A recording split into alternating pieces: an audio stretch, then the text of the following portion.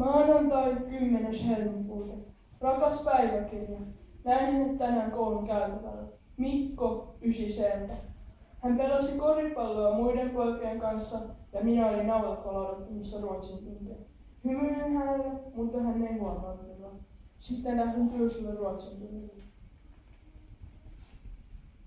Tiistai 11. helmikuuta. Olimme fysiikan tunnilla ja minä istuin hänen vieressään.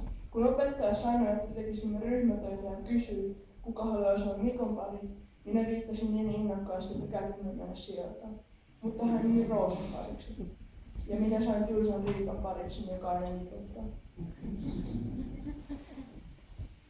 Tunnin jälkeen näin, kuinka Mikko antoi Roosalle puhelinnumeronsa. Juoksin pois paikalta. Keskiviikko 12. helmikuuta. Nukun hyvää.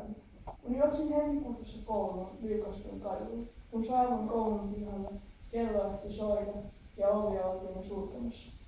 Ehdin nipin tunnille. Sain kaiken lisäksi jälkiistuntoon myöhästymisestä.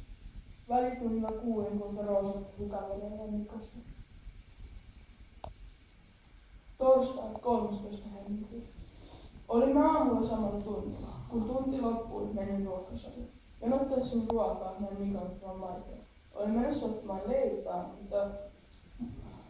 mutta joku tönäisi minä takapäin ja törmäsin suoraan tällyttimen kanssa Mikkoon ja lautasen putosi. Rukosin luonna keräämään lautasen palasia ja Mikko kumarti auttoon. En kuitenkaan huomannut sitä, vaan nostin päätäni ja pääni kolmesta yhteen. Mikko kysyi, sattuiko ei. Ei, vastasin ja juoksin nolona pois paikalle. Perjantai 14. helmikuuta. Ystävät. Aamulla koulun aulassa Mikko minua kaveripalveluita.